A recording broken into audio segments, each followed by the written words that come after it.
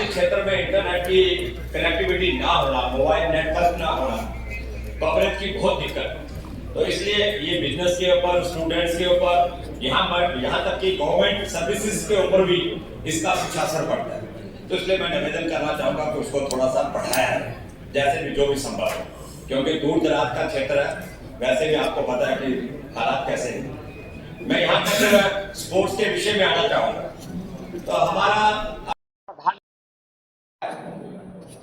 कि हम हिट तो भारत फिट, तो उसके ऊपर मैं जानना चाहूंगा कि ये जो स्पोर्ट्स के विषय है, जैसे आपने मैंने कल भी बहुत ध्यान में लाया था कि कुछ स्टेडियम्स जो है बच्चों के लिए खेलने के लिए, हमारा पहाड़ी क्षेत्र है, जैसे बग्गन है, फिंतर है, भड्डू है, मांडली है, नगरोटा है, रामकोट है, यहाँ पे कम से कम, मैं ज्यादा ना कहते हो, इन क्षेत्रों के अंदर आप शुरुआत करिए, कोई स्टेडियम का निर्माण करवाइए, ताकि लगे कि बच्चे जो एक दूसरी तरफ डाइवर्ट हो रहे हैं, जो आज जो दौर चल पड़ा है, कम से कम वो खेल की तरफ बढ़े। तो मेरा ये निवेदन रहेगा कि इन विषयों को थोड़ा ध्यान में रखते हुए कि हम लोग खेल को थोड़ा प्रोत्साहन दें और ये स्टेडियम्स के ऊपर थोड़ा सा ध्यान दें। मैं सिविल सप्लाईज की तरफ से कंज्यूमर अफेयर्स जो आपके पास मंत्रालय है उसके ऊपर आऊंगा।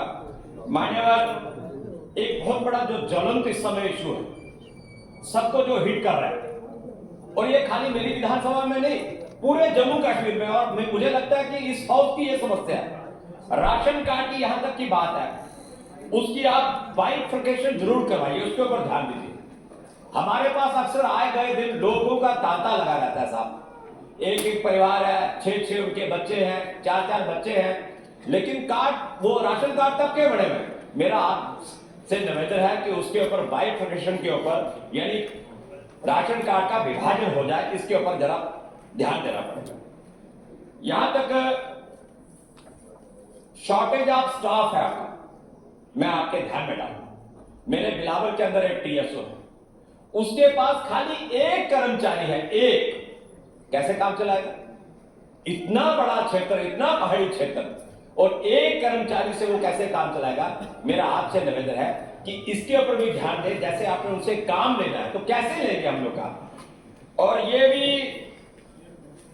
अब जैसे वेयर हाउसेज है आपके पुराने बने हुए कई सालों के, उनकी अपग्रेडेशन, आप उसके अंदर अपना मटेरियल रखते हैं, बारिश होती है, बाद में पानी टपकता है, वो सड़ जाता है साहब, उसका कोई माई बाप नहीं बनता। तो इसलिए मेरा आपसे निवेदन है कि जो वेयर हाउसेज है हमारे, उनकी तरफ खास ध्यान दिया जाए।